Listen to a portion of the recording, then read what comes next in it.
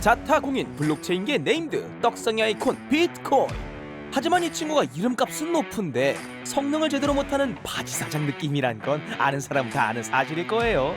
더군다나 거래 내용만 저장 가능하기 때문에 깐부가 오징어에게 얼마를 보냈다더라 같은 단순한 것만 처리가 가능했던, 알고 보니 그리 대단한 분도 아니셨다 이 말씀. 그리하여 이런 비트코인의 단점을 보완하고 거래 내용만이 아닌 블록체인에서 어플리케이션을 구동 가능하게 만든 사실상의 실세가 존재했으니 이름하여 이더리움 되시겠습니다. 오늘은 블록체인 서열 넘버 2 이더리움에 대해 알아보도록 하겠습니다. 이더리움 알아보시리움?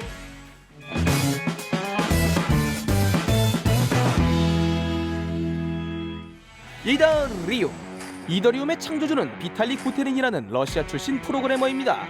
러시아 출신이긴 하지만 6살 때 캐나다로 이민을 가서 쭉 살았으니 사실상 캐네디언이라고 볼 수 있겠죠. 비탈릭 부테린은 이전부터 비트코인과 블록체인에 관심이 있었습니다. 2011년부터 블로그 활동도 하고 비트코인 매거진이라는 블록체인 잡지를 공동 창간하기도 했어요. 비탈릭이 94년생이니까 우리나라 나이로 18살 때부터 비트코인 관련 글을 썼던 겁니다. 형은 그때 뭘 했더라? 아무튼 될성부른 블록체인 떡잎이었던 비탈릭은 2013년 우리나라 나이로 20살 때 이더리움 백서를 작성하고 개발을 하기 위한 이더리움 재단을 구성, ICO를 통해 3만 비트코인의 투자 자금을 모아 이더리움 제작을 시작했습니다. 그리고 2년 후 2015년 7월 이더리움 서비스가 시작되며 세상에 그 존재를 드러내게 됩니다. 블록체인의 진심인 건 알겠는데 그래서 이더리움이 뭐냐고요? 이더리움은 블록체인 플랫폼이지만 단순 거래 내용만 저장 가능했던 비트코인과는 다르게 블록체인의 거래에 대한 정보뿐 아니라 다양한 어플리케이션을 업로드할 수 있도록 만들었습니다.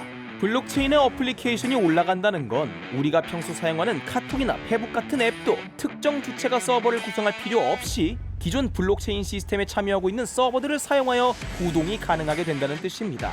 블록체인에서 구동되는 어플의 경우 100% 자동화된 프로그램에 의해 실행되기 때문에 특정 주체가 컨트롤하지 못합니다. 이제 탈중앙화란 단어는 우리에게 친숙할 거예요, 그쵸? 하지만 어플에 문제가 생기거나 한다면 당장 복구에 도움을 줄 사람은 필요할 거예요. 이럴 때를 대비해 조직되는 것이 DAO, 즉 DAO입니다. DAO는 Decentralized Autonomous Organization의 약자로 탈중앙화된 조직을 뜻합니다.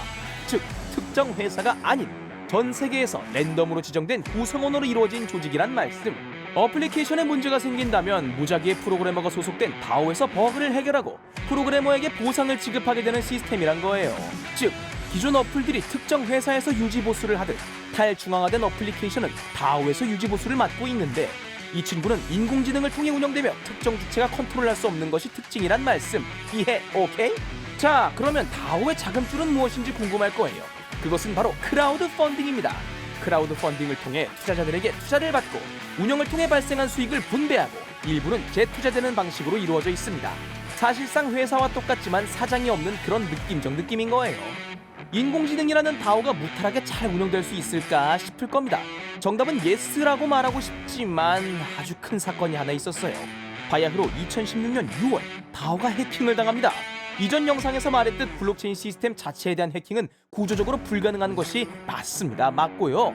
하지만 블록체인 위에 올라가 있는 프로그램들은 결국 사람들이 작성한 것이기 때문에 취약점이 있을 수밖에 없고 이러한 프로그램들의 취약점을 이용하여 해커들이 종종 해킹을 시도하곤 하는데 하필 DAO가 타겟이 된 겁니다.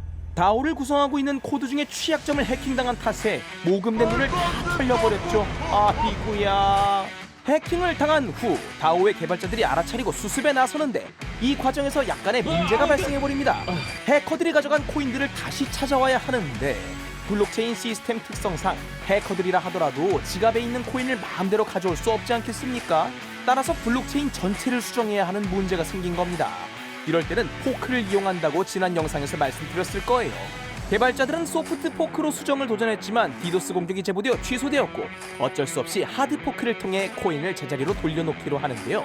이 하드 포크를 위해 기존의 이더리움 체인으로부터 분기되어 해킹 이전으로 되돌려진 새로운 이더리움 체인이 이어지게 되었고 새로 분기되어 나온 이더리움 체인으로 대다수의 유저가 이동하며 진짜 이더리움으로서 사용되게 되었습니다.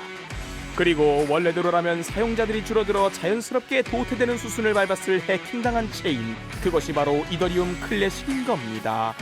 이 체인은 슬픈 사연이 있어. 어찌되었든 이더리움은 이러한 다오를 통해 어플리케이션 그리고 시스템 자체가 관리되고 있다는 거예요. 어떤 상황인지 이해가 쏙쏙 되셨죠잉? 최근 이더리움은 빅 업데이트를 진행하고 있습니다. 그것은 바로 이더리움 2.0 업데이트인데요. 2.0이라면 뭔가 I'm on the next level 같은 느낌이 들기도 하고 아무튼 엄청 좋아진다는 느낌인데요. 이더리움 역시 2013년 백서가 제작된 오래된 코인이고 이 사이에 블록체인 세상은 어마무시한 발전이 있었기 때문에 상대적으로 옛날 방식들을 사용하고 있는 상황이었습니다. 과로로 쓰러질 것 같은 이더리움을 돕기 위해 레이어2가 등장하고 뭐 그랬던 거 기억하실 거예요. 애로사항이 여러 가지 있겠지만 가장 문제가 되는 것이 바로 POW 방식을 사용하는 블록체인이라는 겁니다. 전기를 너무 많이 사용하기 때문에 환경 문제가 제기되고 있던 그 방식, 이것도 기억하실 거예요. 따라서 이더리움 2.0 업데이트랑 POW 방식을 POS 방식으로 바꾸는 업데이트인 거다 이 말씀. 그렇다고 방식만 바꾸는데 빅 업데이트를 할 것까지 있냐고요. 단순히 POW를 POS로 바꾸는 것뿐만이 아니라 기존 이더리움의 고질적 문제였던 늦은 처리 속도를 해결하기 위해 확장성을 증가시키는 업데이트도 포함되어 있습니다. 지금의 이더리움은 초당 30개의 작업을 처리할 수 있는데 2.0 업데이트가 진행될 경우 초당 1000개까지 작업이 처리 가능할 것으로 내다보고 있습니다. 정말 넥스트 레벨이죠. 하지만 워낙에 업데이트를 필요로 하는 부분이 많다 보니 단계가 꽤 많은 편이고 진행 과정에 있기 때문에 이더리움 2.0 업데이트가 끝나기까지는 좀 더 시간이 필요할 것으로 보입니다. 오늘은 블록체인계에 큰 획을 그은 이더리움에 대해 알아봤습니다. 누가 뭐래도 블록체인을 어플리케이션에 적용할 수 있도록 해준 아주 큰 공을 세운 친구라는 건 너나 우리 모두 인정해주죠. 킹갓더리움! 코인계 조상님이다 보니 여기저기 낡은 부분이 있었지만 2.0 업데이트를 통해 올더리움에서 뉴더리움으로 탈피할 수 있지 않을까 기대해봅니다. 알면 알수록 재밌고 흥미진진한 블록체인 세계, 아직도 모른다면 어서 들어와 봅시다. 그럼 다음 영상에서 만나요. 제발.